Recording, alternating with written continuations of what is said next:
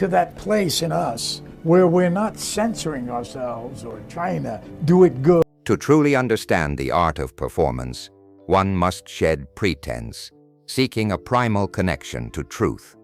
In the hallowed halls of Hollywood, few figures embody this ethos with the formidable presence of Al Pacino. "All I have in this world is my balls and my word," he famously declared, a credo that encapsulates 5 decades of volcanic intensity and profound vulnerability, reshaping screen acting from the visceral grit of The Godfather to the raw power of Heat. His electrifying performances stem from an almost spiritual devotion to the craft, a commitment that has rendered collaborations both transformative and, for some, utterly terrifying. While Pacino has forged legendary partnerships with titans like Robert De Niro and master directors such as Sidney Lumet, not every performer has ascended to his exacting professional standards. Several have encountered the chilling intensity of his quiet disapproval, a judgment as devastating as it is definitive within the industry's unspoken hierarchy. These acclaimed actors, despite their widespread recognition, simply could not satisfy Pacino's relentless pursuit of authenticity, a standard he applies to himself with brutal honesty. Acting is fighting against artificial behaviors until something truthful emerges. Pacino once observed during a rare AFI retrospective, "Not everyone has the stomach for that fight." For the 6 performers we are about to examine, their encounters with Pacino revealed not merely professional disagreements, but fundamental philosophical divides, exposing the unspoken and the deeper fault lines running beneath Hollywood's polished surface. 1. Johnny Depp. The cinematic collision between Al Pacino and Johnny Depp during 1997's crime masterpiece, Donnie Brasco, offers one of cinema's most compelling studies in generational acting approaches. Depp, cast as the undercover FBI agent Joseph Pistone opposite Pacino's aging hitman Lefty Rogero, arrived on set with his burgeoning reputation for meticulous, externally driven character construction, a technique that reportedly baffled Pacino's more visceral internal method. Al expected a different kind of preparation, director Mike Newell later confided to Empire magazine. Johnny would meticulously build Donnie from external details, the walk, specific gestures, the cadence of speech. For Al, everything had to emerge from an emotional core, a psychological identification so complete it bordered on possession. This fundamental disconnect sharpened during the film's pivotal restaurant scene, where Lefty imparts mob etiquette to Donnie. According to production designer Donald Graham Burt, Pacino grew visibly frustrated when Depp approached the scene with what Pacino perceived as technical detachment rather than raw emotional immersion. "There was this moment between takes," Burt recounted for a Vanity Fair oral history, where Al suddenly turned to Johnny and said, "Where are you right now? Because you're not here with me." The set went completely silent, though professional courtesy was maintained. Crew members observed Pacino's escalating frustration with Depp's method, particularly his habit of remaining partially in character between takes, rather than the total psychological commitment Pacino considered vital. The tension became so palpable that producer Barry Levinson reportedly intervened to mediate creative discussions that threatened to derail key scenes. As Pacino cryptically remarked to a film student at the Actors Studio years later, "Some actors create characters. Others reveal themselves through characters. The problem comes when those two types try to inhabit the same reality." 2. Leonardo DiCaprio. The simmering competitive tension between Al Pacino and Leonardo DiCaprio during Quentin Tarantino's sprawling 2019 epic Once Upon a Time in Hollywood illuminated a fascinating cross-generational study in acting philosophy. While they shared no direct scenes, their simultaneous presence on set created what crew members described as parallel universes of preparation that occasionally collided. First Assistant Director William Paul Clark immediately noticed the stark contrast in their approaches. Leo would arrive hours early to discuss historical context and character psychology with researchers he'd personally hired, Clark revealed to Total Film magazine. Al would appear precisely on schedule, glance at the sides once, then deliver a performance so naturally lived in it seemed impossible he hadn't been preparing for months. This fundamental divergence reached its apex during a table read, where DiCaprio presented extensive notes on late 1960s industry dynamics, reportedly prompting Pacino to comment within earshot, "The research department is down the hall, we're in the acting department here." Their creative disconnect transcended methodology, extending to fundamental views on performance itself. Costume designer Ariane Phillips observed that DiCaprio requested multiple fittings to painstakingly discover physical aspects of his character, whereas Pacino made immediate decisions based on instinctive emotional connections to wardrobe options. Leo approached his character like a researcher writing a dissertation, Phillips noted. Al approached his like a jazz musician finding the right note in the moment. Despite maintaining professional decorum, Pacino was overheard in the production office questioning the value of DiCaprio's exhaustive preparation to his longtime collaborator Martin Scorsese, suggesting it generated technical precision at the expense of spontaneous life. When specifically asked about working alongside DiCaprio, Pacino offered his most revealing assessment: every generation has to discuss the wheel for themselves. Some need to measure every spoke before they start rolling. 3. Tom Cruise.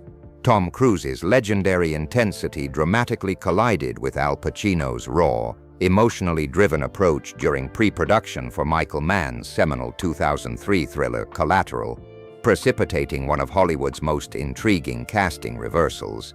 Initially slated to embody the philosophical hitman Vincent, opposite Pacino's world-weary taxi driver, Cruise's meticulously controlled methodology reportedly generated immediate friction during character workshops. Tom arrived with this incredibly detailed backstory for Vincent, recalled casting director Francine Maisler to The Hollywood Reporter. He had researched contract killers, studied their psychology, even trained with firearms experts. Pacino watched this elaborate presentation with increasing discomfort before finally interjecting, "I don't need to know where the character went to elementary school. I need to know what he's feeling in the moment."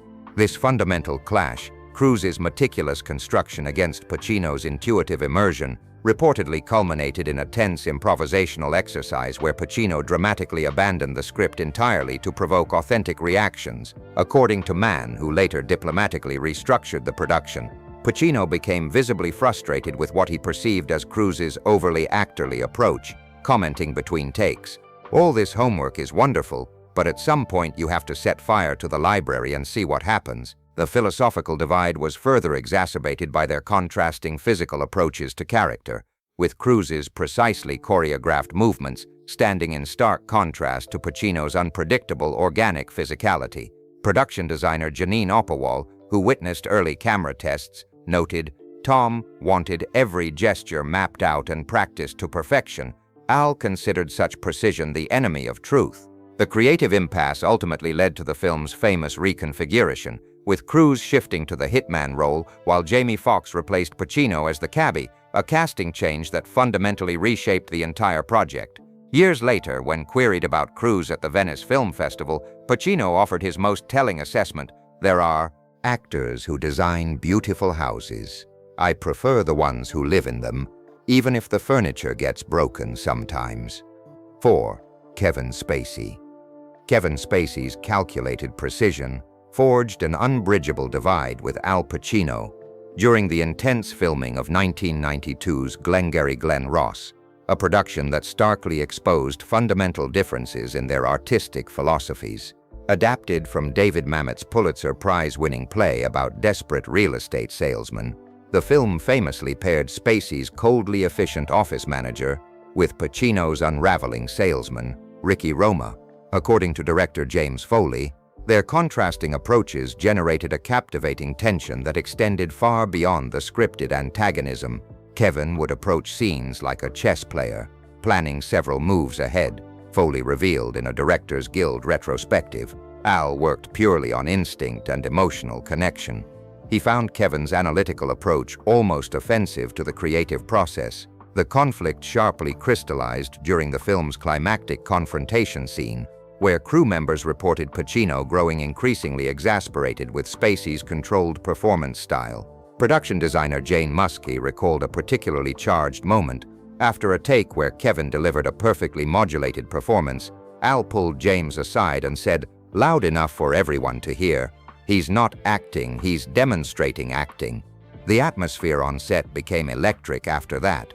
Their philosophical divide also permeated rehearsal methodology. Script supervisor Diane Dreyer noted that Spacey would meticulously mark his script with technical notations regarding pacing and emphasis, a practice that visibly irritated Pacino, who preferred to discover a scene's emotional truth organically in the moment. They represented two completely different schools, observed co-star Ed Harris. Kevin constructed his performance with architect-like precision. Al approached his like a method jazz musician, following emotional impulses wherever they led. When specifically asked about working with Spacey years later during an actor's studio masterclass, Pacino offered his most telling comment: "Some actors perform, others reveal. The audience can always tell the difference." 5. Dustin Hoffman.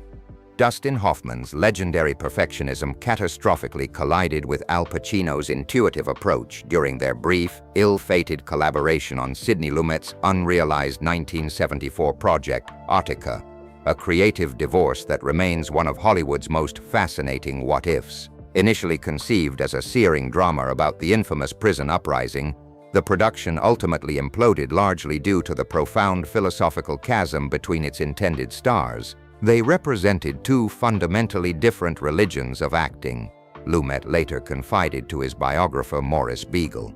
Dustin needed to understand every motivation, every psychological nuance. He'd spend hours questioning the smallest details. Al wanted to absorb the character's emotional reality and live inside it without intellectual dissection. This methodological disconnect became glaringly apparent during preliminary character workshops, where Hoffman reportedly arrived with extensive prison research, sociological data, and intricate questions about character biography. According to assistant director Alan Hopkins, who witnessed their initial sessions, Pacino became increasingly withdrawn as Hoffman meticulously presented his methodical approach, finally erupting with the observation, "We're not performing autopsies here, we're trying to breathe life into something."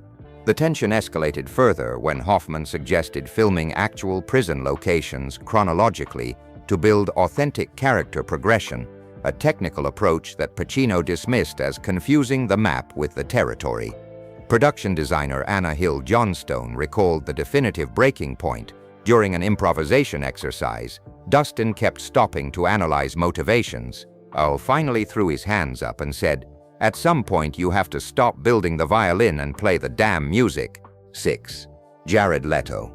Jared Leto's immersive method techniques created an unbridgeable divide with Al Pacino during the high-profile production of 2021's House of Gucci, exposing a generational clash in acting philosophies that captivated industry observers. Cast as Paolo Gucci, opposite Pacino's Aldo Gucci, Leto arrived on set having undergone his trademark physical transformation, complete with elaborate prosthetics, accent work, and the controversial practice of remaining fully in character between takes. According to production designer Arthur Max, Pacino's initial curiosity about Leto's approach swiftly yielded to palpable irritation. Al watched Jared's elaborate preparation ritual with increasing disbelief, Max told Variety. The tension escalated and reached its apex during the filming of their contentious father-son confrontation scenes.